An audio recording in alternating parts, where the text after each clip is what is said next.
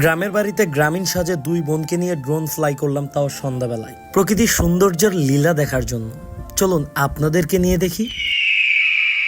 বিকেল ঘনিয়ে সন্ধ্যাবেলায় প্রকৃতির অন্যরকম একটা রূপ ধারণ করে, দেখতে অসম্ভব সুন্দর লাগে সেই রূপটা।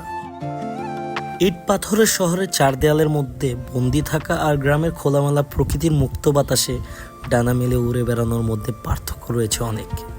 জীবিকার তাগিদে আমরা অনেকেই শহরে বসবাস করি, কিন্তু অন্তরের গভীরে আমাদের ভালোবাসা, গ্রামের স্মৃতি প্রতিনিয়তই তাড়া করে। একটু খেয়াল করে দেখবেন, গ্রামের আকাশটা একটু বেশি নীল হয়, মাঠের বাতাসটা বেশি শান্ত। শহরের ব্যস্ত রাস্তায় হাঁটতে হাঁটতে মন পড়ে থাকে সেই গ্রামের কাঁচা রাস্তায় ধুলোবালি মাখা শৈশব। সবুজ প্রকৃতি মানেই মনের শান্তি, প্রাণের স্পন্দন।